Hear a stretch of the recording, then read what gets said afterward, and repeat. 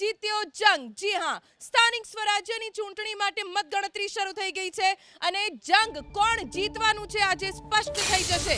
સ્થાનિક સ્વરાજ્યની ચૂંટણીની મતગણતરી સવારે 9 વાગ્યાના ટકોરે શરૂ થઈ ગઈ છે।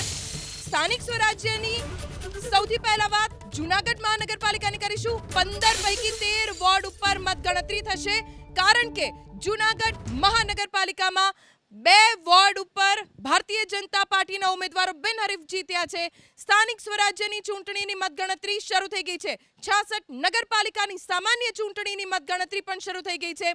જૂનાગઢ મહાનગરપાલિકાની 15 માંથી 13 વોર્ડની મતગણતરી થશે, કેમ કે 2 વોર્ડ બિનહરીફ થઈ ગયા છે। 3 તાલુકા પંચાયતની પણ મતગણતરી શરૂ થઈ ગઈ છે।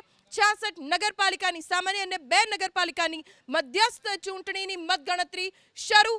3 તાલુકા પંચાયતની મતગણતરી પણ શરૂ। તમામની નજર પરિણામો પર રહેશે। ગાંધીનગર, કપડવંજ અને કઠલાલ તાલુકા પંચાયત જેની મતગણતરી શરૂ થઈ ગઈ છે। તાલુકા પંચાયતની 76 બેઠક ઉપર પેટા ચૂંટણી જેની પણ મતગણતરી શરૂ। નગરપાલિકાની 19 બેઠક ઉપર ચૂંટણીની મતગણતરી શરૂ થઈ ગઈ છે। અમદાવાદ, સુરતની એક સહિત મહાનગરપાલિકાની 3 બેઠકો છે જેની માટે મતગણતરીની શરૂઆત થઈ ગઈ છે।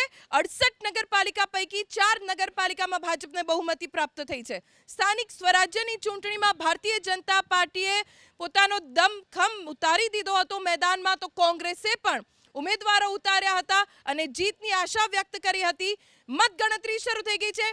સૌથી ઝડપી અને સચોટ પરિણામ આપની ચેનલ એબીપી અસ્મિતા ઉપર જોઈ શકશો। થોડી જ વારમાં વલણો પણ આવવાના શરૂ થઈ જશે। ક્યાં કોની જીત થઈ છે તે સ્પષ્ટ થઈ જશે, કેમ કે સ્થાનિક સ્વરાજ્યની ચૂંટણીઓ ખૂબ મહત્વની ચૂંટણીઓ હોય છે। 2018ના વર્ષમાં જ્યારે ચૂંટણી યોજાઈ ત્યારે ભારતીય જનતા પાર્ટીએ 47 બેઠકો પ્રાપ્ત કરી હતી અને આ વખતે તમામ બેઠકો ભારતીય જનતા પાર્ટી જીતશે તેવો દાવો પણ કરવામાં આવ્યો હતો અને તૈયારીઓ તો જ્યારથી ચૂંટણીનું એલાન થયું ત્યારથી ભારતીય જનતા પાર્ટીએ કરી લીધી હતી।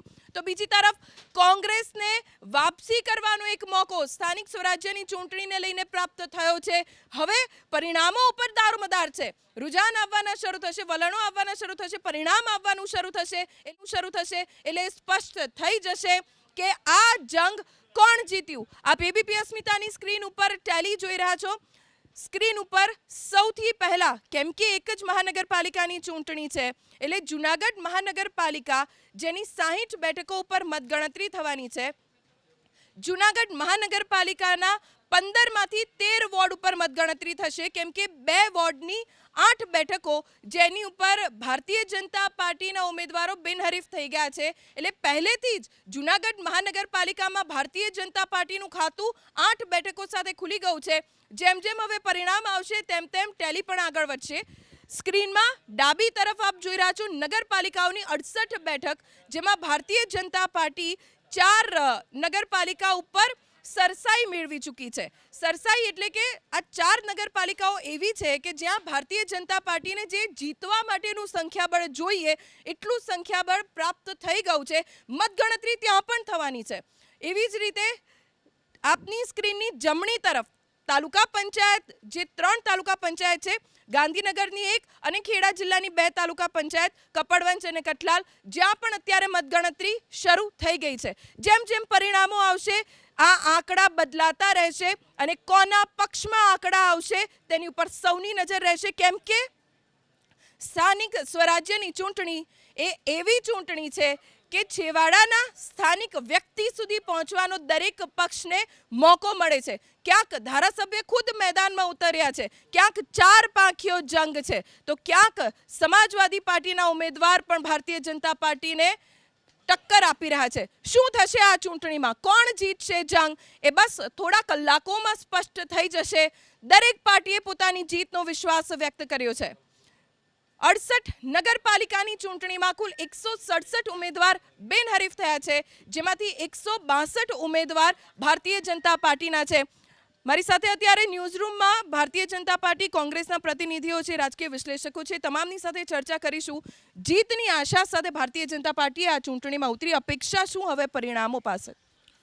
જો જીતની સાથે સાથે ગુડ ગવર્નન્સ આપવા માટે અને ત્રિસ્તરીય લોકશાહી વ્યવસ્થામાં સ્થાનિક સ્વરાજની લોકોને સત્તાઓ આપવા માટે આ ચૂંટણીમાં ભારતીય જનતા પાર્ટીએ દમખમથી તમે કહ્યું એમ ઝંપલાવ્યું હતું, માઇક્રો પ્લાનિંગ કર્યું હતું.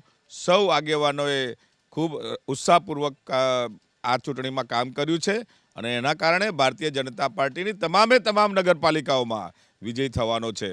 અત્યારે આપણે જોયું કે જૂનાગઢની જે એક રસાકસી ભરી નગરપાલિકા છે, અગાઉથી જ 9 જેટલા ઉમેદવારો બિનહરીફ થયા હતા.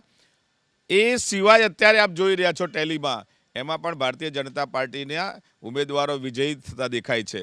એટલે આ ટ્રેન્ડ સમગ્ર આ ચૂંટણીના પરિણામ દરમિયાન રહેશે અને ભારતીય જનતા પાર્ટીનો જલવંત વિજય થશે. જો કોંગ્રેસને એક તક છે, ભારતીય જનતા પાર્ટીની તૈયારી કેટલી છે અત્યારે આંકડામાં જોઈ રહ્યા છો, જ્યારે પરિણામ આવ્યા પણ નથી ને ખાતું ખુલી ગયું છે. કોંગ્રેસ કેટલી બેઠકો જીતશે જૂનાગઢમાં અને નગરપાલિકાની શું સ્થિતિ કોંગ્રેસની?